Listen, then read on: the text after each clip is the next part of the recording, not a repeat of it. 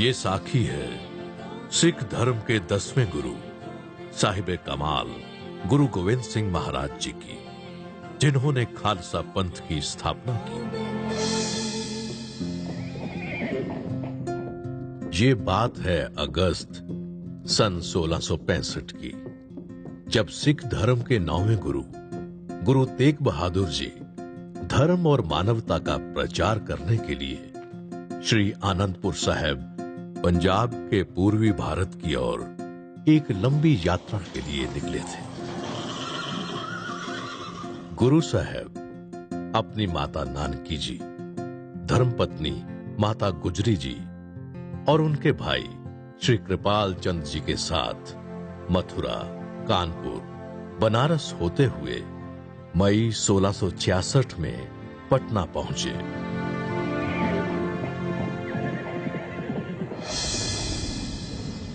उन दिनों पटना में मौसम बहुत ही खराब था।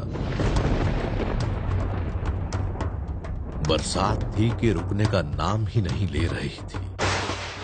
ऊपर से माता गुजरी जी की तबीयत भी बहुत खराब थी। ऐसी हालत में श्री गुरु तेग बहादुर जी ने माता गुजरी जी के लिए पटना में ही रुकने का बंदोबस्त किया। पटना के राजा फतेह चंद मैनी ने उनकी देखरेख का जिम्मा लिया और माता गुजरी जी के भाई श्री कृपाल चंद जी को परिवार की जिम्मेदारी देकर गुरु साहब खुद आगे आसाम की ओर यात्रा के लिए रवाना हो गए।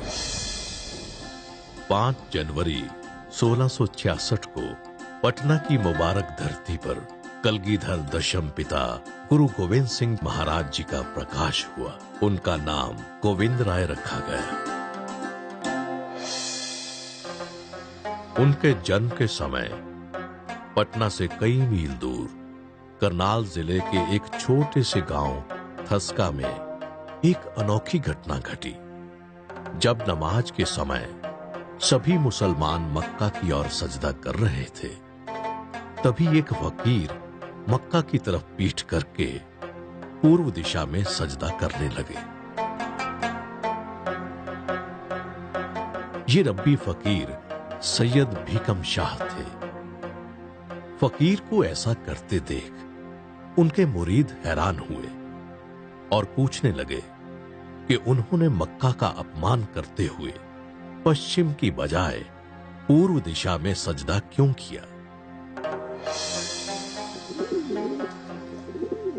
पीर भीकम शाह ने मुस्कुराते हुए अपने मुरीदों से कहा कि अभी अभी उन्हें पूर्व दिशा की ओर से आकाश में एक दिव्य प्रकाश का एहसास हुआ है। ये प्रकाश अलौकिक था। धरती पर एक रब्बी नूर का प्रकाश हुआ है और उस नूर से रूबरू होने के लिए हम सबको चलना चाहिए। फकीर की ये बात सुनकर सभी मुरीद पीर जी के साथ उस नूर की तलाश में चलने के लिए तैयार हो गए।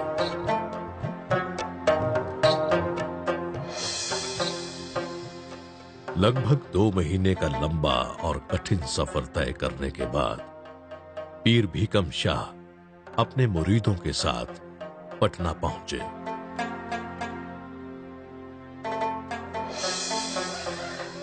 अपनी मंजिल पर पहुंचते ही उन्होंने सबसे पहले उस महल के आगे श्रद्धा से अपना शीश झुकाया जहां उस अलौकिक नूर का प्रकाश हुआ था।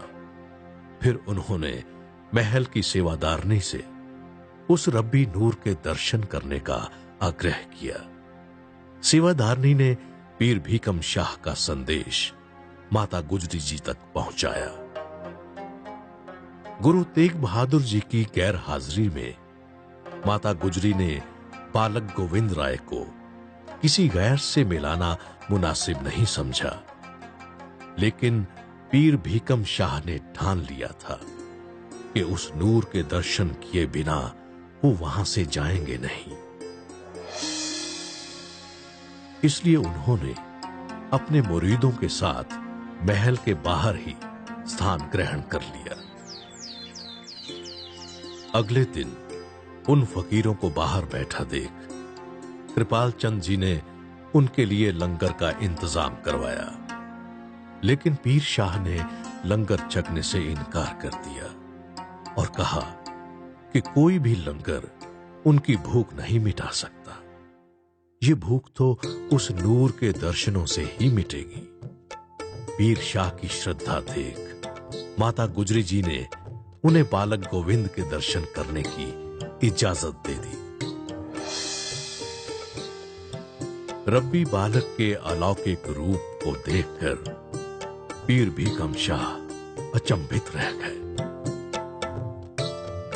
और उन्हें काफी देर तक निहारते रहे। पीर साहब ने बालक गोविंद के सामने 2 मिट्टी के मटके रखे। नन्हे गोविंद मटकों को देखकर मुस्कुराए और अपने दोनों हाथ उन दोनों मटकों पर रख दिए। ऐसा करता देख पीर भीकम शाह ने बालक गोविंद की तरफ अपना शीश झुका दिया। वहां उपस्थित सभी लोग पीर को ऐसा करते देख हैरान हो गए।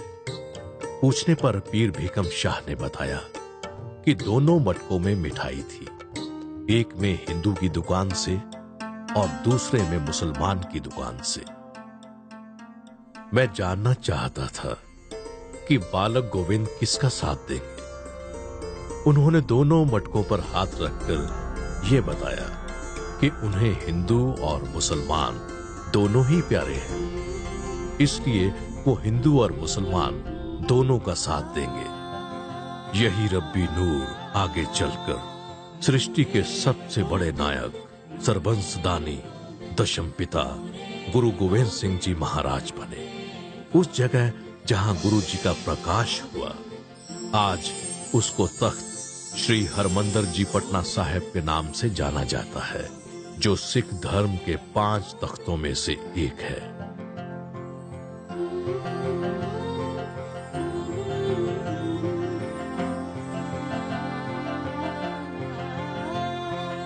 आज्ञा पई अकाल की,